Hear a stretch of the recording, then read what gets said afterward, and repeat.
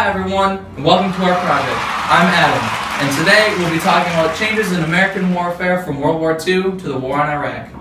First off, let's start with the primary source from Albert Einstein himself. I am writing you to introduce Dr. L. Szilard, who proposes to submit to you certain considerations and recommendations. Unusual circumstances which I shall describe further below induce me to take this action in spite of the fact that I do not know the substance of the considerations and recommendations which Dr. Szilard proposes to submit to you. In the summer of 1939, Dr. Szilard put before me his views concerning the potential importance of uranium for national defense. He was greatly disturbed by the potentialities involved and anxious that the United States government be advised of them as soon as possible.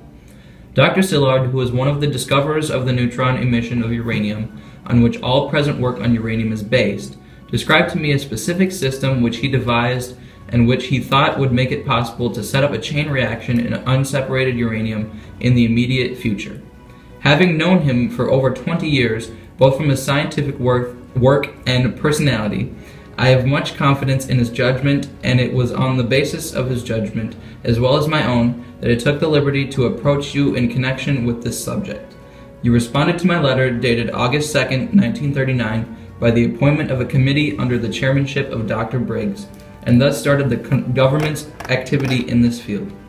The terms of secrecy under which Dr. Szilard is working at present do not permit him to give me information about his work. However, I understand that he now is greatly concerned about the lack of adequate contact between scientists who are doing this work and those members of your cabinet who are responsible for formulating policy. In the circumstances, I consider it my duty to give Dr. Szilard this introduction, and I wish to express the hope that you will be able to give his presentation of the case your personal attention. Very truly yours, Dr. Albert Einstein. Albert Einstein wrote to FDR to inform him of the German government's experimentation with uranium and the possible weaponization of it. He informed the US, who was a potential target of German nuclear weapons, of what could happen. This ended up sparking the Manhattan Project and the use of atomic bombs in Hiroshima and Nagasaki.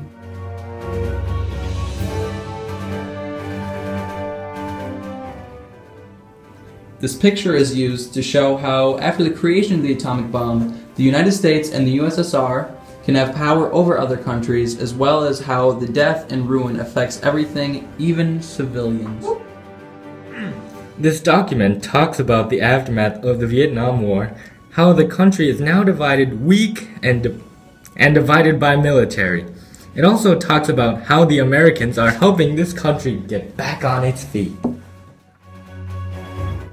This source talks specifically about the ethics of the Iraq War, as well as the mass destruction that happened in Iraq. It also talks about Iraq's side of the war and how they disagree about how big countries care more about potential threats than real foreign affairs.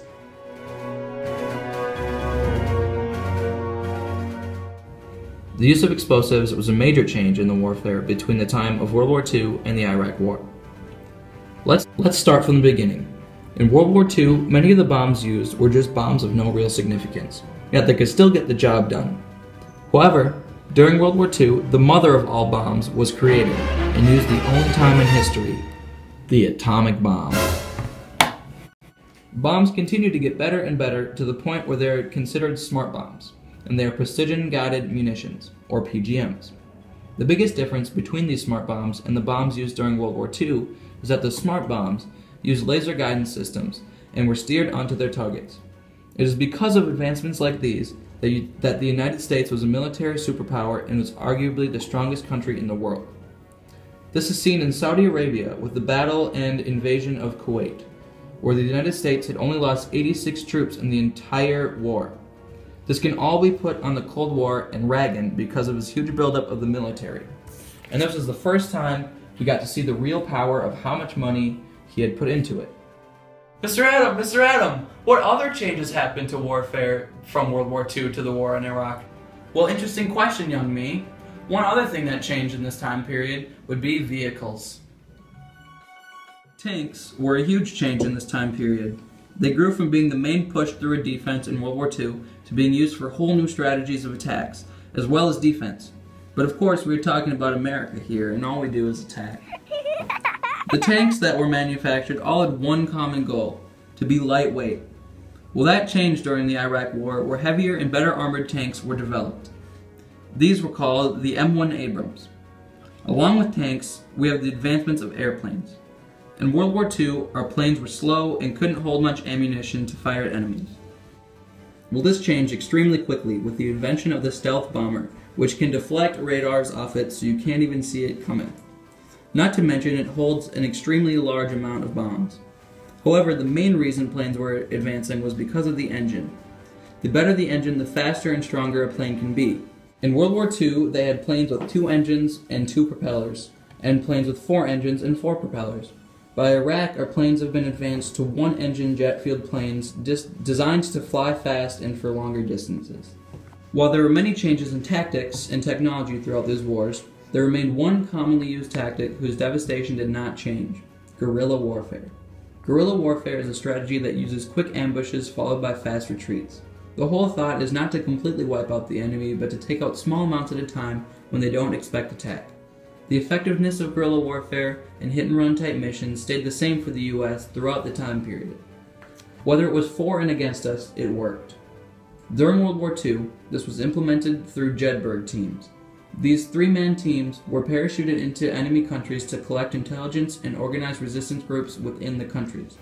They used guerrilla tactics to do so and were very effective.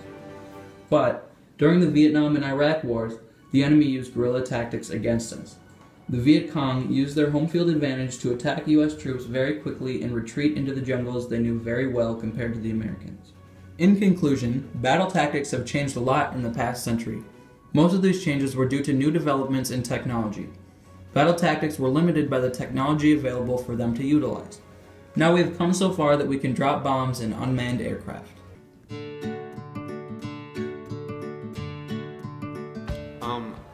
I like when pheasants crawl up my legs because they make it really fuzzy.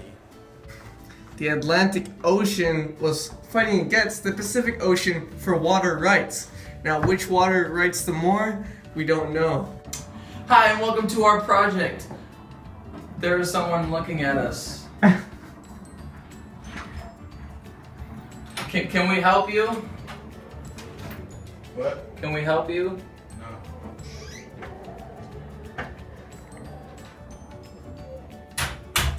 I got that. Because fuzzy is the way to feel, and if you feel fuzzy, then you should know that I like that.